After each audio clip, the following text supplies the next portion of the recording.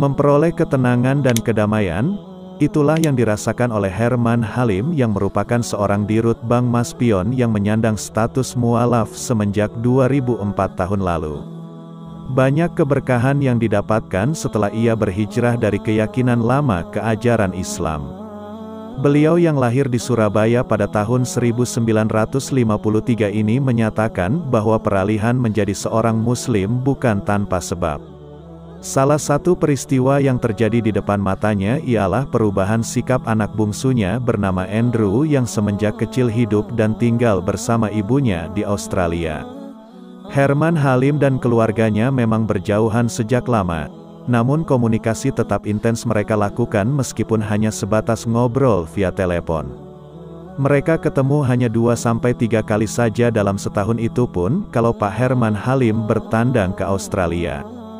Pak Herman Halim mengaku bahwa meski berjauhan dan jarang bertemu, hubungan mereka tak ubahnya seperti teman main bola yang baru saja memenangkan pertandingan. Hubungan mereka selalu seru dan tak ada yang ditutup-tutupi. Dari obrolan hangat antara ayah dan anak, Herman Halim mengetahui betul kondisi anaknya yang berada di negeri kanguru tersebut tidak baik. Andrew yang beranjak dewasa mulai sering bercerita dan melakukan hal buruk seperti tawuran dan mabuk-mabukan.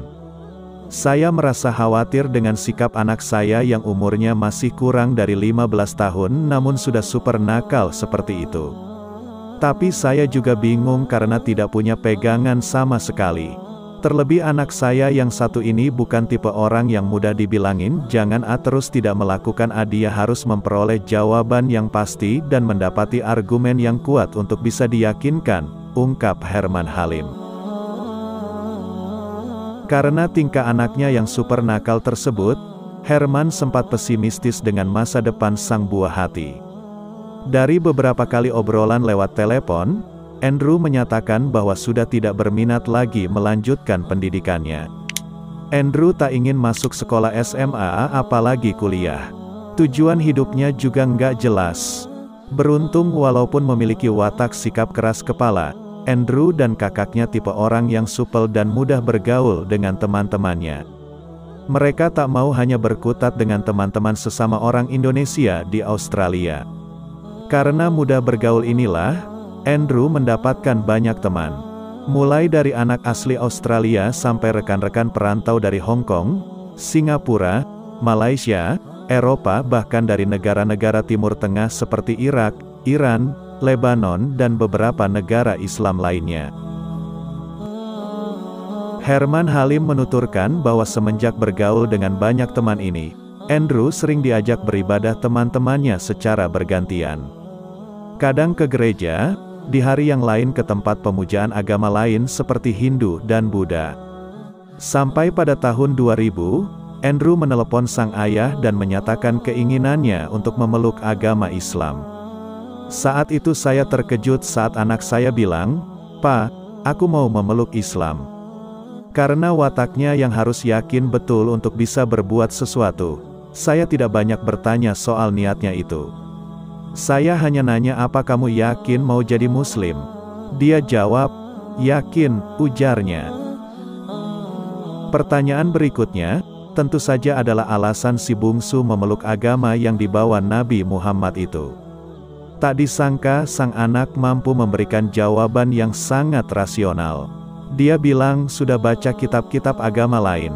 Menurutnya dia, semuanya bagus-bagus. Namun saat hendak menyampaikan ke orang lain, dia bilang susah. Berbeda dengan ajaran Islam, kata dia, lebih mudah disampaikan, ungkapnya. Yang mengejutkan lagi setelah memeluk Islam, Andrew yang dulunya suka berkelahi dan berbuat onar bisa berubah 180 derajat. Sikapnya sangat ramah, santun, lembut dan alim. Takzim Andrew kepada sang ayah terasa kental sekali setiap bertemu maupun berbicara lewat telepon. Andrew bahkan mengutarakan niatnya untuk terus sekolah hingga perguruan tinggi, yang saat ini sudah dibuktikannya dengan lulus sarjana accounting dari University Murdoch, Australia. Perubahan sikap yang terjadi pada anaknya inilah yang membuat Herman Halim penasaran dengan ajaran Islam. Beliau kemudian mencari berbagai referensi dan berdiskusi dengan putranya soal agama Islam. Tadinya, bertahun-tahun keyakinan saya tak jelas. Kadang jadi pemeluk agama Buddha, kadang Nasrani, kadang juga Hindu. Kemudian saya belajar soal Islam dan menemukan kesejukan di sana, ujarnya.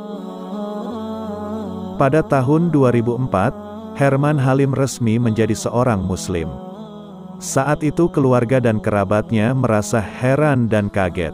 Dalam ingatannya, pada tahun-tahun pertama menjadi seorang mualaf, berkali-kali ia mendapat kecaman dan kritik dari teman-temannya yang non-Muslim. Ia juga berulang kali ditarik untuk kembali ke ajaran yang sebelumnya ia peluk. Apalagi kala itu kondisi umat Islam sedang berada di titik mazir, yaitu benar-benar terpojok oleh situasi keamanan global dari maraknya terorisme seperti peristiwa tanggal 11 September di New York dan ledakan bom di Bali. Karena itu, banyak sahabat yang khawatir dengan keislaman saya. Ada yang khawatir saya dicekal kalau hendak pergi ke Amerika atau dari sini sudah tidak diberi paspor sehingga tak bisa berpergian ke luar negeri. Sementara pekerjaan saya membutuhkan itu, ucap Herman Halim bercerita. Beliau tetap yakin memeluk Islam. Sebab dari beberapa pengalaman, ada keajaiban setelah dia jadi Muslim. Salah satunya saat grup usaha Maspion didera persoalan pada tahun 2005.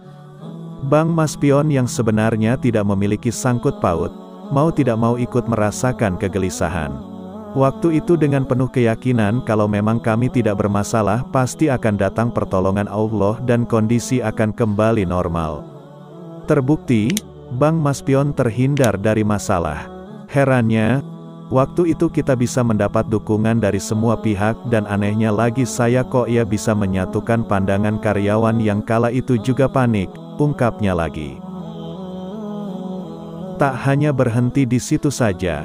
Setelah memeluk Islam, Herman menemukan berkah yang luar biasa.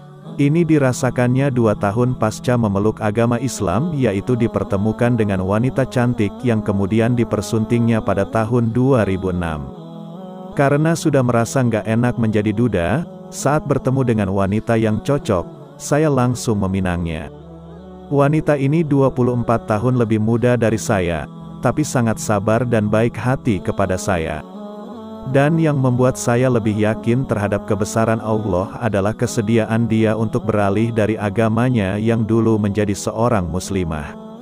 Saya benar-benar memperoleh kebahagiaan atas izin Allah, ungkap Herman Halim yang saat ini juga menjabat sebagai Wakil Ketua Yayasan Masjid Cengho Surabaya. Satu lagi yang membuat Pak Herman Halim mantap memeluk agama Islam ialah adanya kesetaraan dalam melihat derajat manusia. Ini yang paling terasa kalau masuk masjid. Rasanya sejuk banget karena kita yang beda rezeki, beda profesi, bisa sejajar. Mau dia bos, tukang becak, bakul dawet, posisinya sama terutama saat mendirikan sholat berjamaah, tuturnya. Karena itulah pada Ramadan tahun keempat keislamannya, ia benar-benar berusaha untuk berpuasa 1 bulan penuh, mengulangi rekornya pada Ramadan tahun lalu. Ia mengaku di tahun pertama dan kedua menjadi mualaf, puasa adalah hal yang paling berat. Jadi, waktu itu masih bolong-bolong, kalau sekarang insya Allah bisa penuh 1 bulan, ucapnya sungguh-sungguh. Demikianlah sekelumit kisah inspirasi seorang mualaf yang memeluk Islam setelah melihat akhlak anaknya yang berubah 180 derajat dari yang super nakal menjadi anak yang ramah, santun dan taat kepada orang tua. Semoga cerita singkat ini mampu menginspirasi Anda dimanapun berada. Jika tulisan ini bermanfaat, jangan segan-segan share atau membagikan artikel ini ke situs jejaring sosial milik Anda seperti Facebook, Twitter, dan Instagram.